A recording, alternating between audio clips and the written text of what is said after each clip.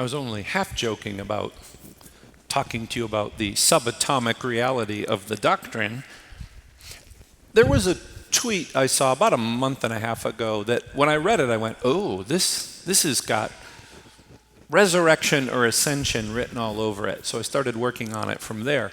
And it was one of those things where someone had said, share a fact that, you fully understand that most people don't think about. And he went on for paragraphs to talk about the sort of impermanence of life.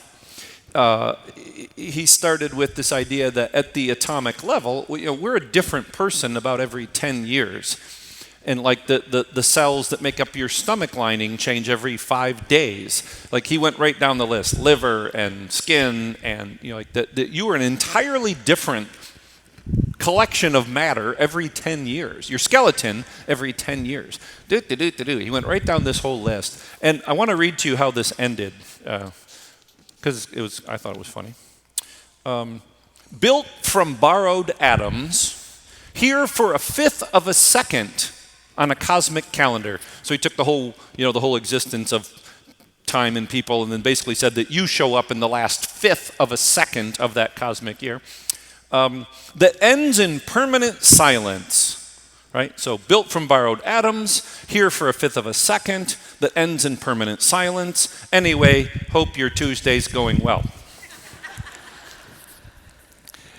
And the thing that strikes me is everything he said is true, right? I've never understood people that if you're confronting something from a scientific or reality, something about the universe, and if it feels initially maybe incongruent with the space of faith, that some people say, okay, well, then I reject the science and I embrace the faith, or I reject the faith and embrace the science. I'm just trying to submit that maybe there's a deeper insight for us to learn here, that everything he said is true, and that's the space at which Jesus enters, and the ascension has something to say about all that. As that first reading ended, our fearless apostles, disciples, are looking up, and the angels are like, men of Galilee, what are you doing? Oh, you see the bed. He thought we come up there. What are you doing?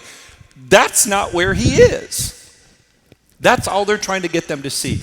And so if you're looking in the wrong place, you're not going to find it. They're looking up, he ain't up. If you stare into the impermanence of what I just read to you too long, you're looking in the wrong place. It has an insight to give you, but if you stare into that thing too long, you're going to find yourself going, But this then does teach us, this is what the ascension has to say. You're not a statue. You're not a static collection of matter. A better image might be a whirlpool, where the matter of a whirlpool keeps changing, but the essence of it is the same. A flame. Ooh, can we do something about that? That's obnoxious. Always changing, yet it's matter, right? The matter is changing off of this, but the flame is a flame, right? Hello?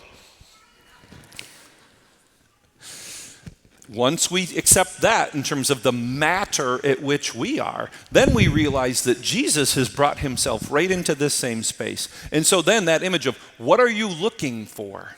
Where are you looking to? Not up, but in, maybe is the better narrative for us. And then the other thing I wanted to read to you is right out of the catechism. Because if I said to you, what is the ascension? For $20, you tell me the ascension. I'm guessing you're going to say something like, it's when Jesus goes up to heaven. Fair? Yeah, and it's a good starting point. But it'd be kind of like saying that the resurrection is about Jesus when he woke up. Well, wait, there's a lot more to it, right? Or The Wizard of Oz is about a girl who lost her shoes. Yeah, okay, but not really. And so the ascension is about much, much more than the fact that Jesus ascends up. And I wanted to read you right out of the catechism, because maybe you've never thought about this. This blows my mind. This is what the church is saying. What is the ascension? It's the irreversible entry of his humanity into divine glory. The irreversible entry of his humanity into divine glory. The flesh went with him, brothers and sisters. That's important to us as people who are of the same flesh, that he took with him into the entity of God. That's matter received into holiness, so that our matter matters. Amen? A double entendre right there for you. The matter matters. It makes a difference.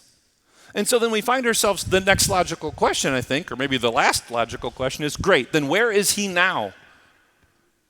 On the night before he died, he said, I will be with you always. We just heard at the end of Matthew's gospel, behold, I'm never leaving you. Both things are true at the same time. There is an absolute impermanence to this universe. And yet it's into that impermanence that Jesus entered into, became just like us, and then in the end ascends with his humanity and places that irreversibly in the presence of God. And then at the same time said, that same matter, that same humanity is yours. And so rather than look up, look here. Look into your own hands as you receive his presence, his matter. That bread and wine, we say, literally become different matter. We say its incidents and accidents do not change. It still looks like bread, it still tastes like bread, but it has been changed. It is different for us. That's really critical, because then that whole thing around the impermanence, because for a lot of people that scares them, right? To go, well, if it's all just falling apart and none of it matters, well then why? Well, because it does matter. And that we would then see that we're set free. And we're free to do what? To love and to connect. And to not be afraid to give away of ourselves. We are not dissolving in that sense. In the physical realm, if you give, you have less. It's just how it works, right? If I have 3 apples and I give you 2, I have less apples. That's just the way it is. But in God's calculus, when I give, I have more. That is what matters. And so that if we could today look into our own hands, that we're not looking up, but we're looking here, and then the natural thing comes right out of the gospel, go. Take all that we know about this universe, which isn't very much, take all that we know about God's presence and love for us, and in our hands will be his presence. We take that within us and we hear him say, go make disciples of all nations. Disciples in Latin, right? Discipulis in students. Go make all learners of this way. That we would have the courage to do so today. That maybe we think of the ascension in something much bigger than what goes up must come down. No. Or flipped the way we have it, because what came down had to go up. It had to return to where it came from, but it returned with us. May we accept that invitation to look in our hands, to receive him within us, to go make disciples. May God be praised.